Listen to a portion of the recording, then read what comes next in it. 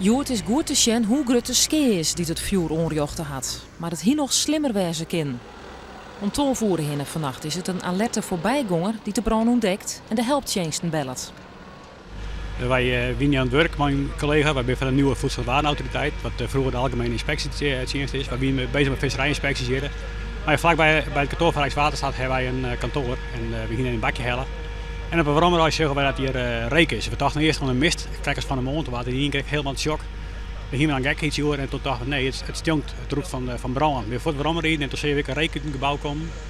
En ik Vlaamkes heb voor Inge niet waar bellen, maar de mededeling dat er waarschijnlijk een uitslaande brand aan de hand is. En dat het op een groot pand gaat. En er kan binnen 3 minuten weer de politie hier en binnen 10 minuten denk ik misschien al wat eerder weer de brandweer reek. Dus dat doen we al super rap.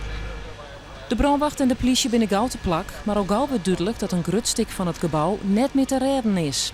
In dat pad binnen een soort boekenopslijn van uitjouwerij Shalom uit Haas. Die binnen alle verlengd hier. Het tweede pad van het gebouw kan troch de brandwacht redden worden, troch de brandwarmde skierding die er inbouwd is. We troffen inderdaad branden in het pand. We zijn even naar binnen geweest, maar de weekend half noord. Dus we hebben verder een offensief inzet aan de buitenkant.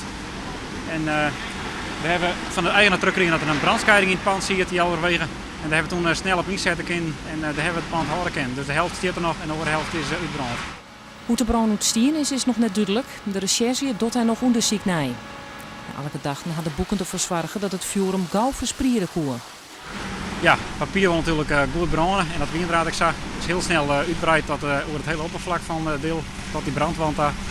En dat stond in lichte laai en die hebben we dat. De brandwacht had man en macht inzet om de skeer zo volle mogelijk te behouden.